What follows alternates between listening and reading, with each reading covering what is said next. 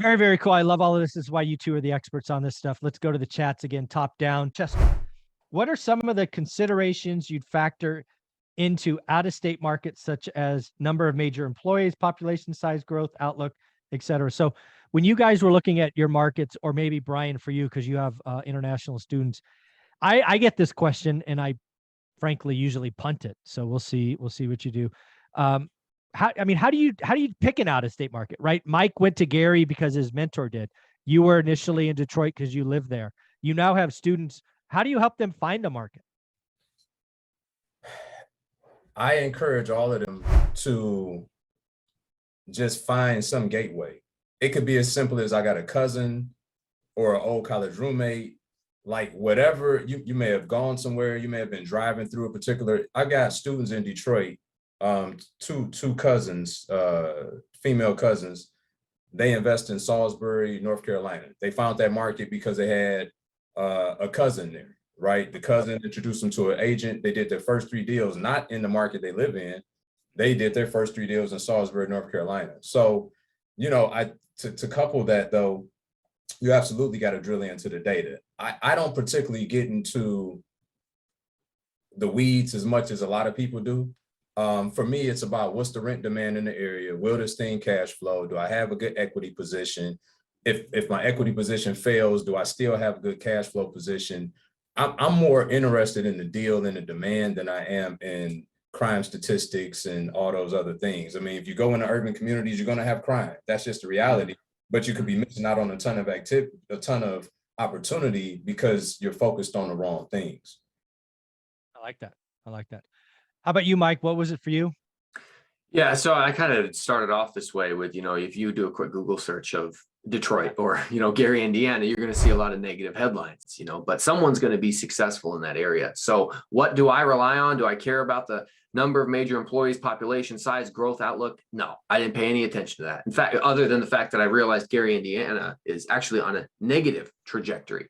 So, but this is why it's important to have other professionals that are, other investors that you can go to, because if you ask me this question, that are successful. If Chester asks me this question about Gary, Indiana, I can give him a laundry list of very specific answers to his questions, but I can't tell you anything about any other market because I'm not the expert there. So this is why it's important to get experts. Do those things that you asked Chester matter? Maybe in some markets, they matter significantly more than others. In mine, Gary, Indiana is depopulating, but it's 45 minutes away from Chicago, which is the biggest city in the entire Midwest. There's a huge population that is looking to move further and further away from the expensive city, get nice, affordable housing and commute in, or virtually commute via Zoom like we're doing right now. And so these questions may be important for your market, they may not be. And I hate to have a cop out or punt it, but you got to find somebody in the area you're interested in to ask. And to Brian's point, yes, if you have local ties, you came from the city, friends live in the city, family, somebody that you trust in the city who has your best interest at heart, that's a great place to start. I'm from Grand Forks, North Dakota, but I didn't choose to invest there, even though it's in the Midwest and it's cheaper. I chose to invest somewhere else, but that was someplace I looked at because my friends and family still live there. Yeah. So this is, again, back to my answer. And again, sometimes my opinions really piss people off. This might be one of them. I think there's a lot of people looking for the best markets to invest in. The best cheap markets to invest in. Folks, you should be looking at the best market for you to invest in. And this is back to my point. I would definitely, again, I go back to this all the time with out-of-state investing. Who is going to tell you the bad news? You have to protect the downside. If you went to college there, your college roommate, your cousin, whoever that is, I would look at those cities first. Stop Google searching best in market to invest in. If you don't know anybody there, you have a long road to hoe, and your chances are not very great. But if you have somebody that you can lean on, somebody that you like, that you can rap with, that's going to show up at your funeral, your chances of success go up.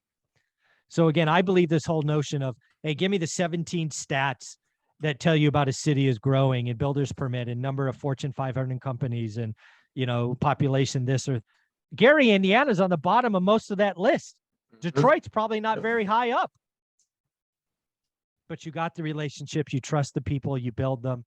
So again, just what's the best? I always hate those lists. The best city. Well, how do you? It's not. It's the best city for you, and for me, it always starts with who do you know, who do you have relationships with, who do you play World of Warcraft with? Maybe I don't know. I mean, do you build those relationships? Maybe somebody in another area. So that's where I go with that question. So